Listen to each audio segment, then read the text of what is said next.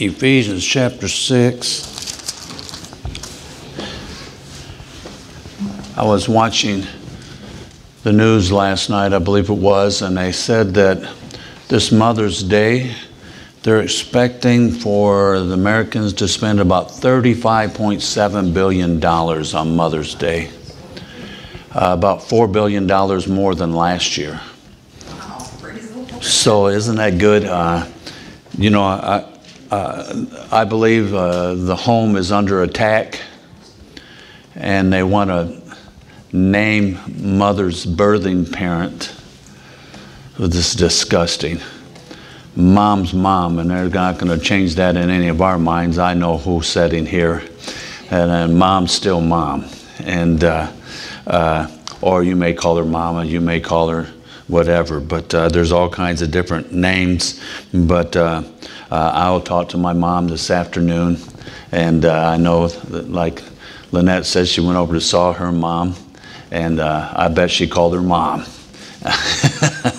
And so happy Mother's Day to each one of you. We set aside the second Sunday of May to honor our mothers, and that's a biblical thing in Ephesians chapter 6, verse 2 and 3, which is from Exodus. It says, honor your father and mother, which is the first commandment with promise, that it may be well with you and you may live long on the earth. We had the passing of Charles Stanley not too long ago, and his hero was, guess who?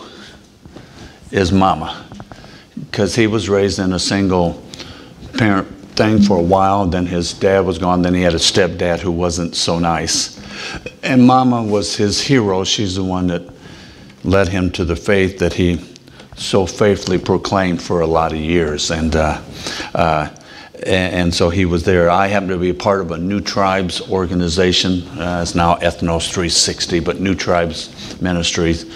And it was started by a guy named Paul Fleming. And guess who his hero was? His mom.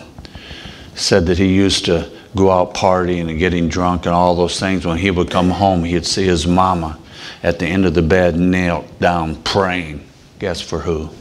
Paul Fleming, who got saved and had a goal to see people hear about Jesus Christ who never had the opportunity before. And now that's what New Tribes Mission does.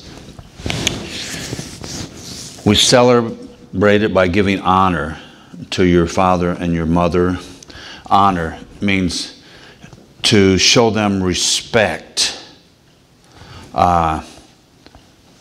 We do that by giving them flowers, plants, taking them out to eat, family reunions, special church services. It means to show them respect and love, to care for them as long as they need us, and to seek to bring honor to them by the way we live. Either to physically or verbally abuse a parent was a capital offense in the Old Testament. You had to be careful. They'd have a rock party for you, not the kind with music. It is amazing the lack of respect that we have in our world today for mothers. It's just terrible. And it's lived out in our world. When you destroy the home, remember that's Satan's goal, destroy the family, you destroy the nation, because it'll fall apart. And we can see that by the way people treat women, the way they treat mothers, and then they go into the classroom situation and they disrespect their teachers, and that respect is not taught. You and I know that if we would do something at school to be disrespectful, when I did or even you did, you were raised in a generation you didn't want to go home. Amen. Because you knew what was going to be applied to the other end. And that's the way we were taught. And I see it even lived out in the respect for law enforcement, for people in charge, all those in authority. When you lose that respect at home, you lose it there, and it works its way out.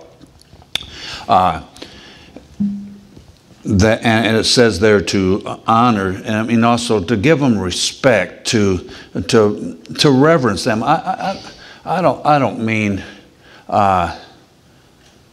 that you worship them as God, but I thank God for my mom. My mom was a person who dedicated her life to her children. There were 6 of us, and my mom would do without, make sure that her kids and her husband had. And it's been amazing to watch her now that after my dad has passed, how she actually spends money on herself. She just didn't do that, and was just in her thinking. And I always respected her and gave honor to her because she was a great mother. Now, she didn't know the Lord. I'm still hoping for that. I'm going to talk to her again about it today. And I'm waiting to see her come to know the Lord because I'd really like to spend eternity with her. And some of us have moms already there. And I know which direction your mom's heading. And she's going to be singing all the way there. And she's going to punch everybody who gets in her way. And just love Marilyn. She used to always give Greg that friendly punch in the stomach.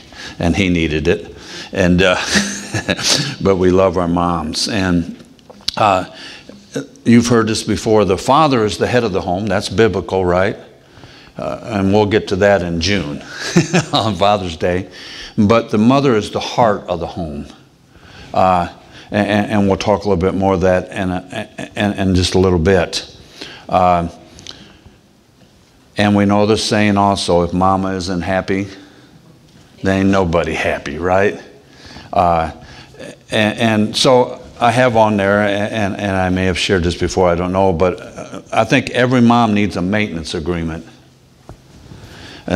They need to have a complete overhaul every 5 years, 3 kids, or 300,000 miles, whichever comes first.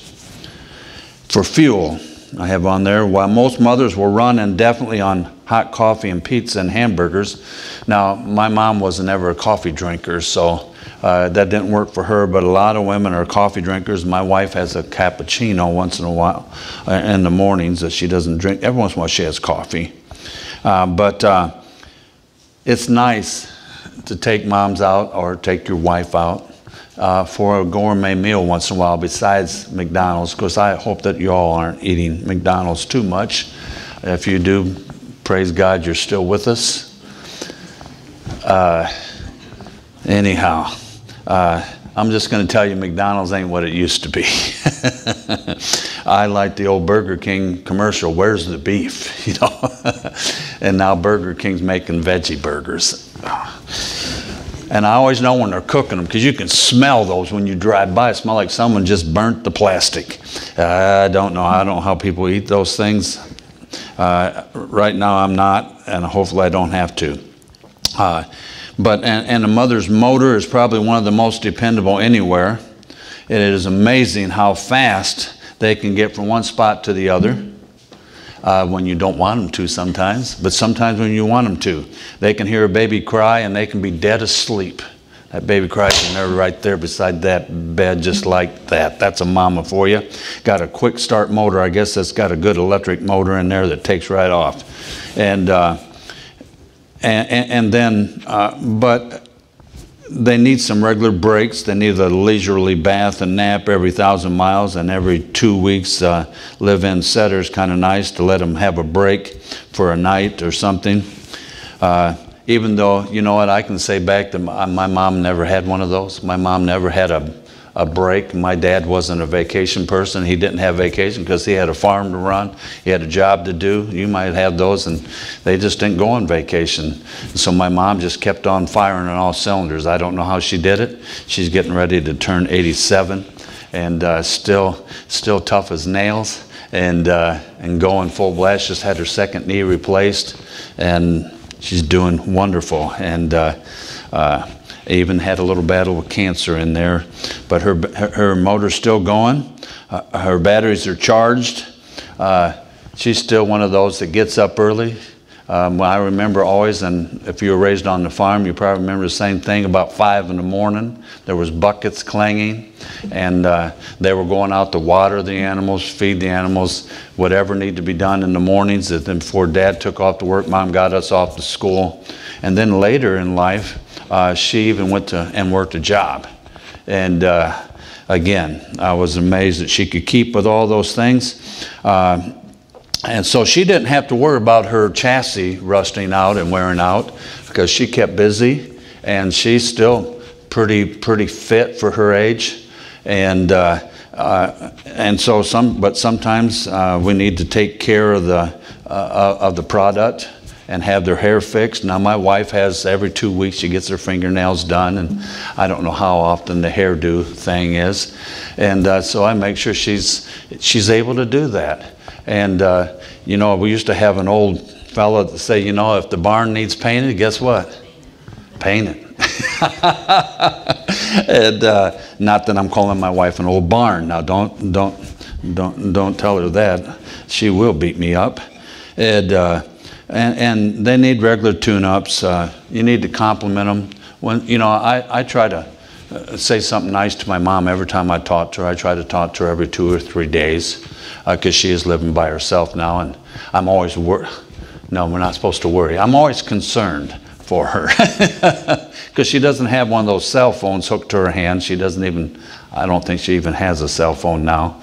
And I always tell her she's going out to her driveway to get her mail. I said, Mom, I said, be careful. You got steps going down. You just got that knee replaced. You fall out there, and there ain't nothing but the buzzards to get you.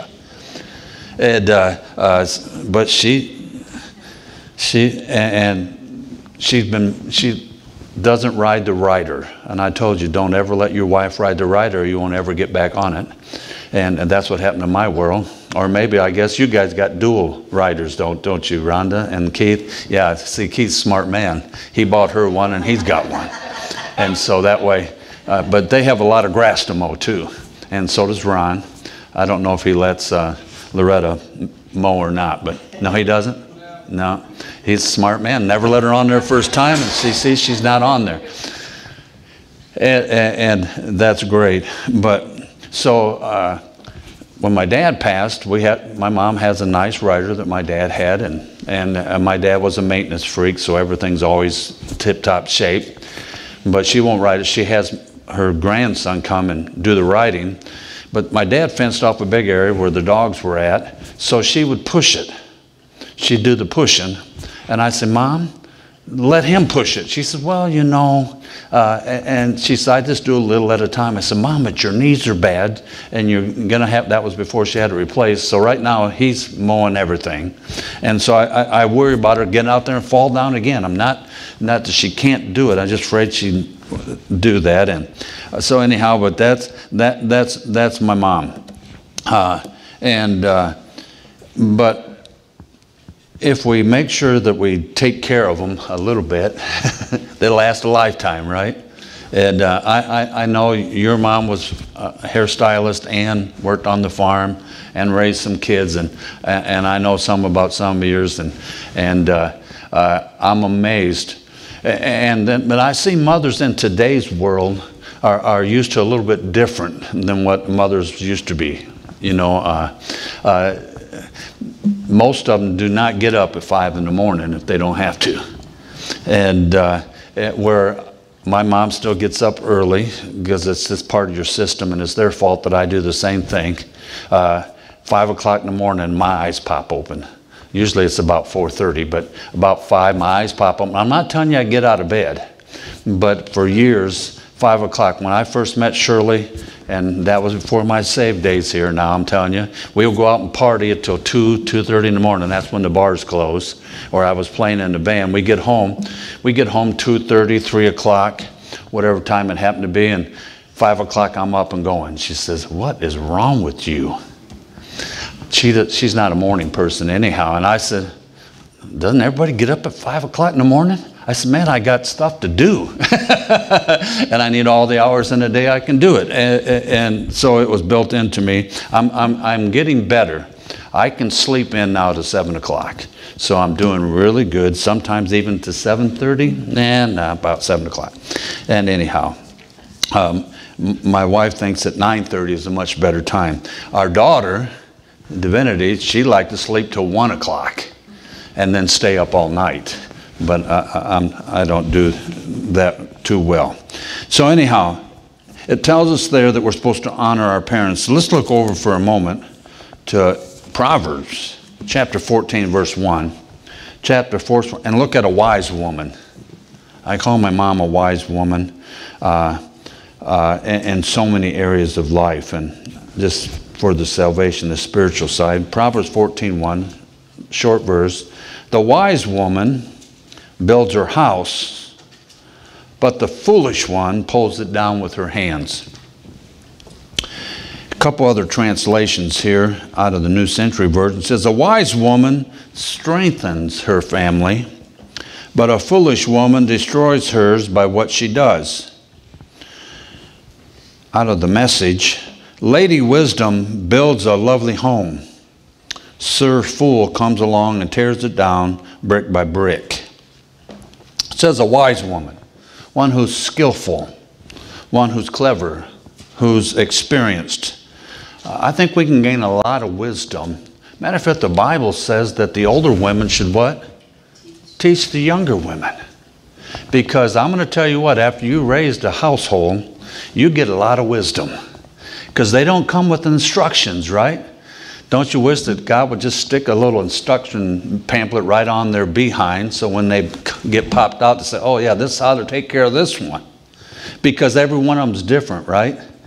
And they're not the same, so you need to have wisdom on how to deal with your child.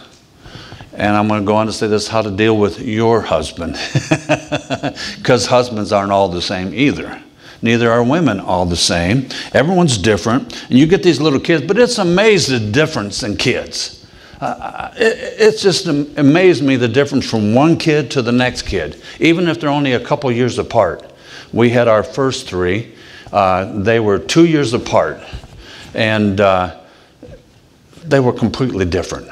Every one of them were so much different, and God makes us that way, and that's good. So mom needs wisdom how to deal with this child, because most of the time moms are with them all day long. Dads are not all the time. There are a few stay-home dads that take care of children, and praise God for them. But moms need wisdom, and they have and they need intelligence. They need to deal with it intelligently, and the ability to judge what's going on in this child's life. What does this child need compared to this child? Even when it comes to discipline, right? And each one needs something a little different. A mother has that uncanny ability to know her kids intimately and know their needs. And I've had to been straightened out a few times by my wife, saying, you know, you don't need to deal with that kid like that. I dealt with kids like my dad did. Give me a belt and whoop their butts and they'll behave. But all kids aren't the same. And some kids, we had one kid that our oldest son, you could send him into his room as punishment and he just loved it. Just close the door and leave him in there. He didn't care. That was great to him.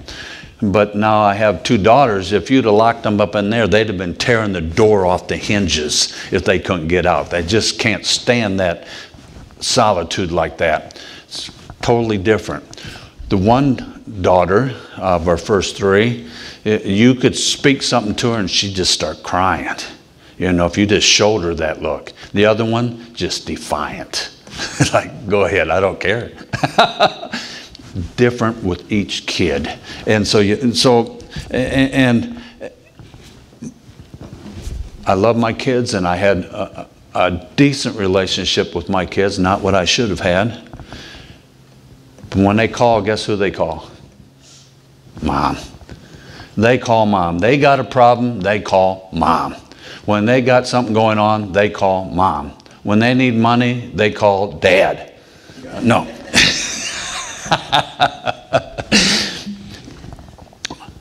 A mother has the uncanny ability to turn a house into a home. As a matter of fact, I wrote my wife a card on her card this morning. I said, thank you for all the years you turned our houses into homes. You know, guys just live in a place. But you can tell when you walk in when there's a woman's touch on the place. You know, you got to have pictures, you got to have flowers, you got to have this, you got to have that color, you got to make this match, that match. I really could care less, you know. When I go into the bathroom, I don't care if it looks all pretty.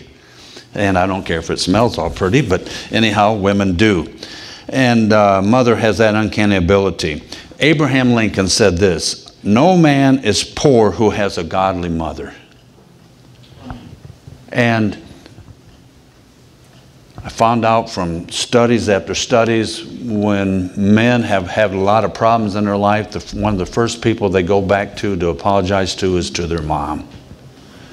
To their mom. Matter of fact, if you're a country and western person, Merle Haggard had a song called Mama Tried. Mama tried to raise me better, but her pleading I denied. Mama tried. Mama tried. And he ends up in prison. That's a true story. Merle Haggard did end up in prison. And, but he said his mama tried to raise him better. And so many are under that care and have ability, because the hand that rocks the cradle rules the world. If you study the Bible out, time after time, it was mama running the show, even though the son was the king. And you'll see that through the Bible as it happened. And it always mentions who the mother is of each one. And sometimes that's good and sometimes it's bad. Chuck Swindoll, one of my favorite preachers, said this, more than any statesman or teacher, and I'm going to hit that up, teacher, I'm not picking on you, Mrs. Brown,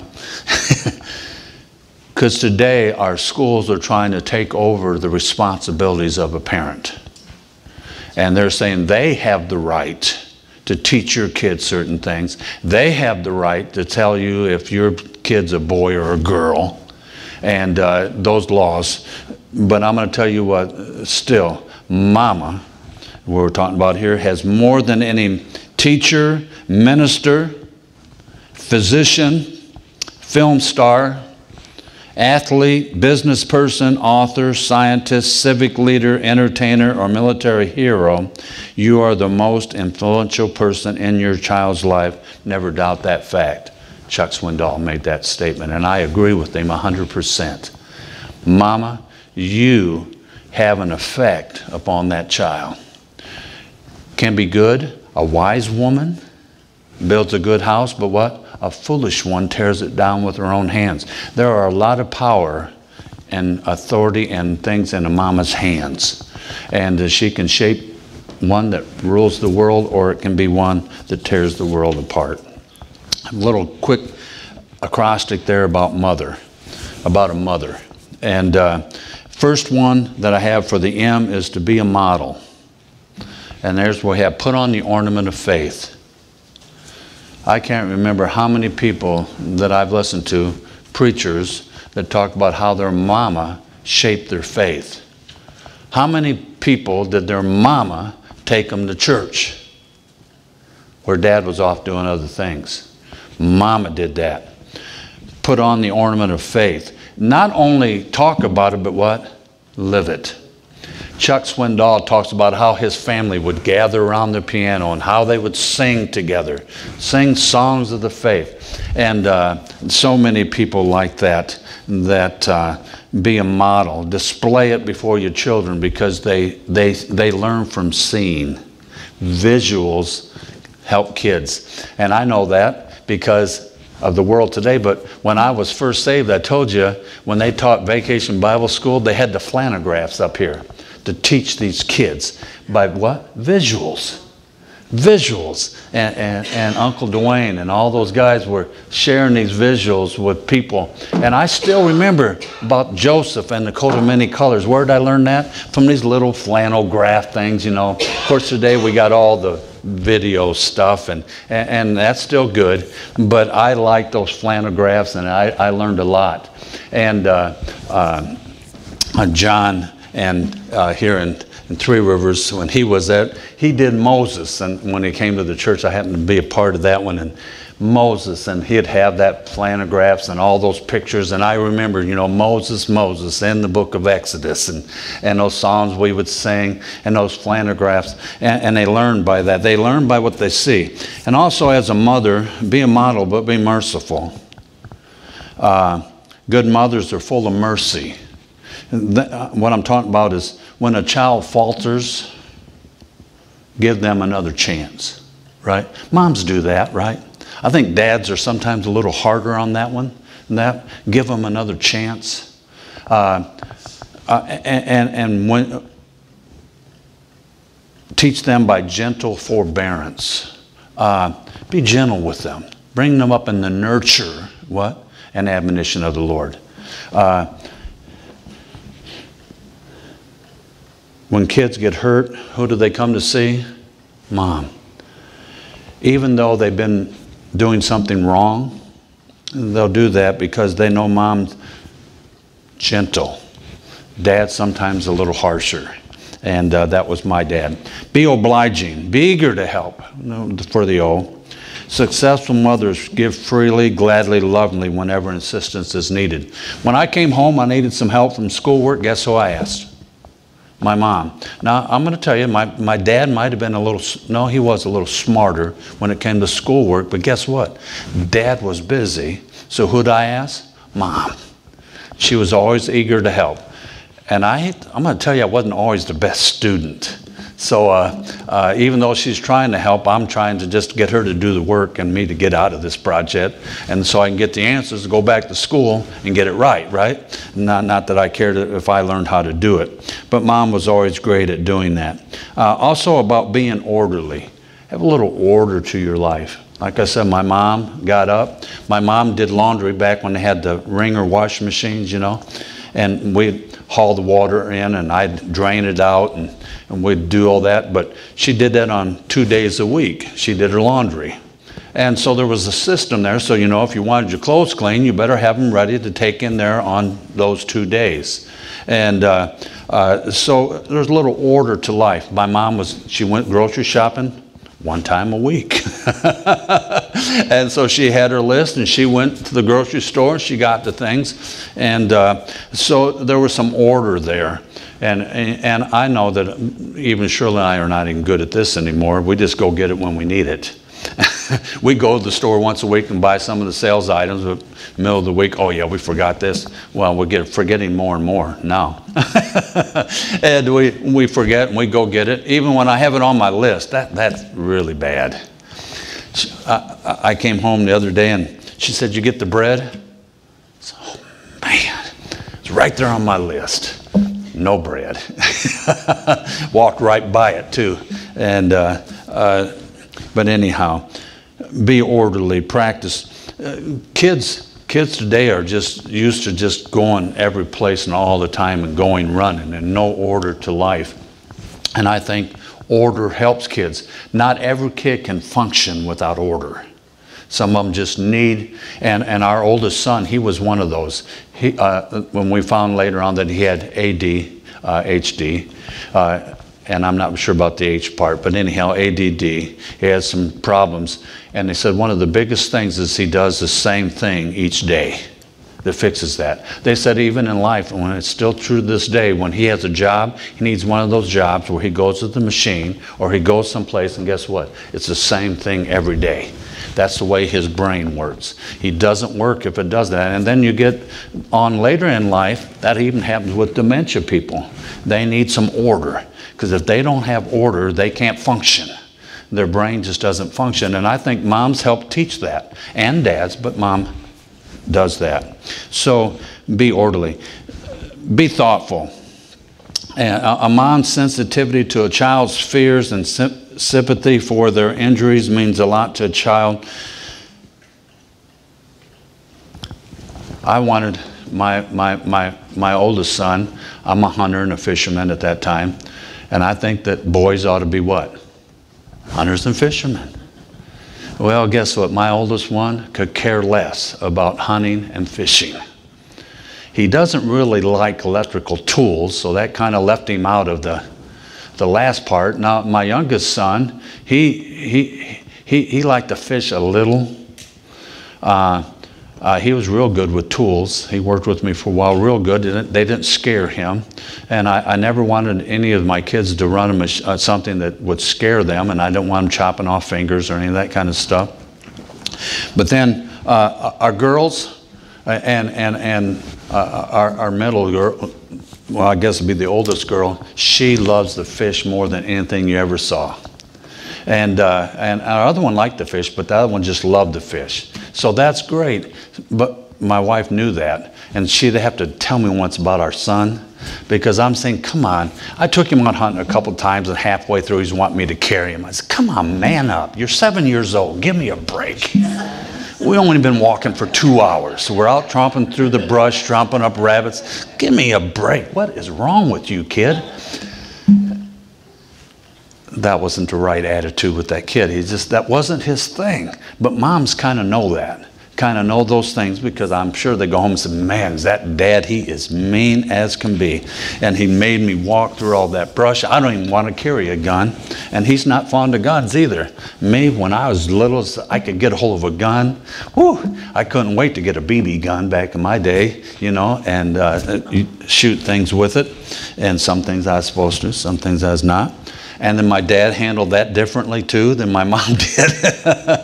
You know, mom would try to make him understand that I was a kid and kids do wrong things, you know, shot out a glass or something. And I didn't do too much of that, but I did shoot some things I wasn't supposed to shoot. Let's just put it that way. And I'm not going to tell you that I was a lawbreaker and shoot one of those robins. I shot a robin once, you know, and that's terrible. And until you go to Florida and they shoot them all like crazy because they eat their strawberries down there. And but anyhow, in Michigan, it's the state bird. You're not supposed to shoot them. But oh well, I'm sure the Lord forgave me. And so anyhow, be tender. A good night kiss. Of course, we were a hugging, kissing family. And I tell you, my oldest one, I thought he was going to keep on kissing me clear until he's 50 years old. At night, he would just come give me a hug, give me a kiss, and that's the way we were. But some families aren't that way. It wasn't that way in the family I grew up in. We weren't getting hugs. We weren't getting kisses. And I'm still that kind of person. We're that kind of church.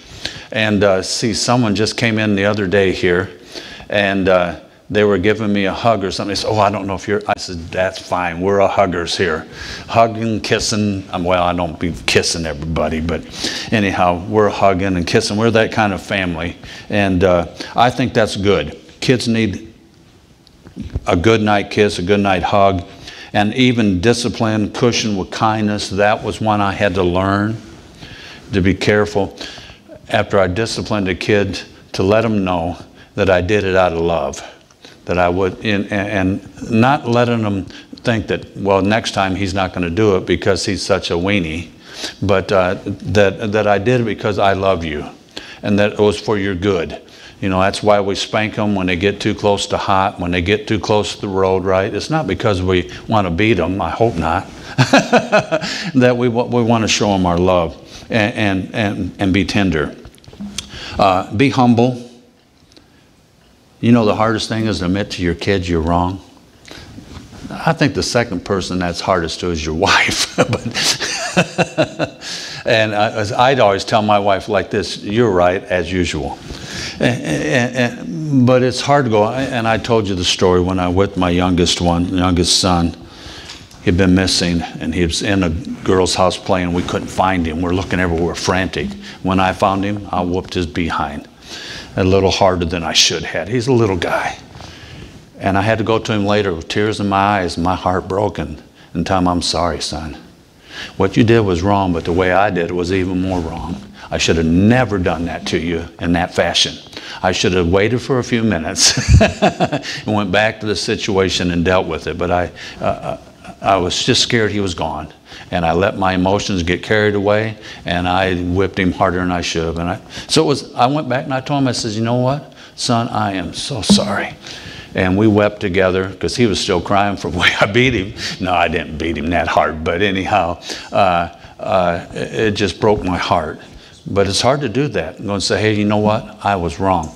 You know how it happened in my family sometimes. one kid got a whipping for what some other kid did. Did you ever have that happen? And my dad always said, well, this is for the one I missed. He would never say, you know, I'm sorry. That just wasn't my dad. My dad was not a humble man. My dad was a very proud man, and what he did was done. And but moms and dads have got to be humble. And then the next one I have there is holy. Says in 1 Peter that love overlooks a multitude of sins. Holiness has to be guarded with love, right? It's that perfect balance. I love you, but I want this to be done according to God's standard. And then we have to be an example. Be an example.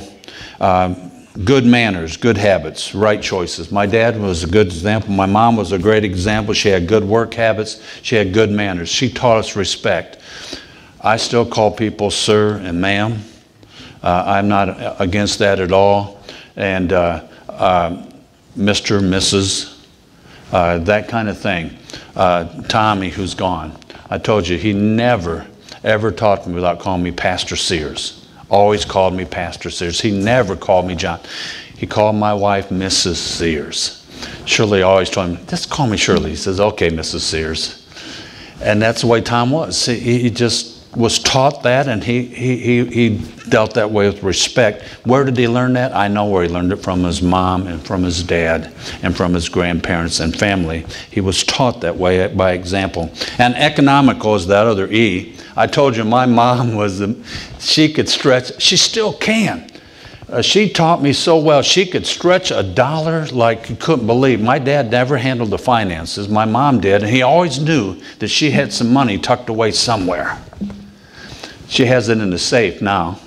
But she always, and I told you, she would drive across 3 rivers to save a penny a pound on hamburger meat. And that's back when you could buy, you know, 3 or 4 pounds for $1. And I thought, Mom, you're saving 2 pennies. Give me a break. You can't drive across town for 2 pennies. Of course, we didn't spend this much for gas either. But that was her thinking. It was cheaper over there, so she went there to what? Save money. And that's the way she was. Matter of fact, it took Shirley a long time to jerk some of that out of me. I'm a little bit better. Well, I'm a lot better at spending it now than I used to be, because I just couldn't see. When I bought a pair of shoes, I bought the cheapest pair of shoes I could buy. And Shirley says, that's not good for you. She said, you need to buy better shoes. And I'm still tight when it comes to buying shoes. Now, my wife's not as much, because she needs a little more support. I have shoes that I like, but I wait for them to go on a really good deal before I buy them. And so I buy a couple pair. And just like work boots used to be able to buy for about $30. And my mom always bought my dad's work boots, but now they're about $100 to $150 for the same work boots. And so I'm not paying $150. And for years, I've shopped at Sears. You know, that's a good name. And so I shopped at Sears. And every Black Friday, they had the work boots that I'm wearing to this day. Buy one, get one free. And so I would get 2 pair from, it started out at $59, ended up at $79, 2 pair of work boots. And I'd put a box up on my shelf, and I'd wear the ones till they wear out. They'd last about 3 years. And then they'd wear out, and I'd get a new one. But now Sears isn't there. And they don't do that sale. So I've been shopping. And I had to break down the other day and pay $79 for 1 pair of work boots. And breaks my heart. But where did I learn that? From my mom. And finally, we got my mom to buy good shoes, because she would still buy those cheap shoes. And my mom was the kind of person, we'd buy her something nice and she would put it away and wouldn't use it. I said, Mom, we bought her a nice set of dishes. I said, Mom, where's those dishes? She said, I got them in the closet. I said, Mom, they won't do any good in the closet. Well, I don't want them. I said, Mom, we'll buy you another set. Use them. Get those shoes out we bought for you. Whatever it is, wear them. But she's doing that now. She's a little better at that. But economical, living within your means. Now, you all know there's a lot of folks here that they wouldn't buy a new refrigerator until they saved up the money to buy a new refrigerator. Or a car, the same way. they'd save up money before they would buy a car. And that's the way my mom and dad were for a lot of years, until later they bought cars on credit. Of course, then things started going up where you couldn't always save money to buy a house or to buy a car, that kind of thing. But they still always had money to put away to live economically, live within their means. And my dad was very, very strong on that. My mom was really good at it too. Be reliable. There he is. I think, and our time has passed. Sorry. Be reliable. My mom and dad were always there. My mom and dad were always there. My mom was always there. To this day, every time I call her, she asks, how's Shirley doing? Oh, I wished I could be there. I'd be helping you guys. I said, Mom, I know you would. If she could get here, she would be here doing that, right? And that's the kind. They're reliable. You know they're there. And I think kids need that amazingly. They need to know that mom is there. We have latchkey kids today, that raise themselves. Well, the TV, video games, raise the kids. And we wonder why they turn out the way they do. But we need a mom that's there, that's reliable and ready to help.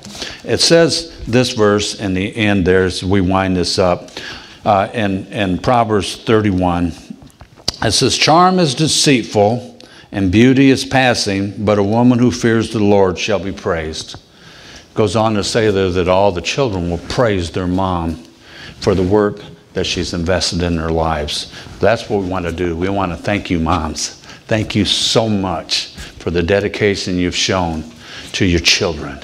And I know Penny's kids aren't here today, but I know that they show the same respect that she had for them in the way they deal with Bill and Penny. They are involved in your life, are they not, Bill? And Bill, every time I talk to Bill, he's always thanking the Lord about how Lainey and April step in to take care of them and take them to doctor's appointments and all those kind of things. Where did they learn that from? From their mama. They learned it from their mama. And that's why I say, praise you, thank you so much, moms, for all that you've done. Thank you for all the time you spent teaching your children about the Lord.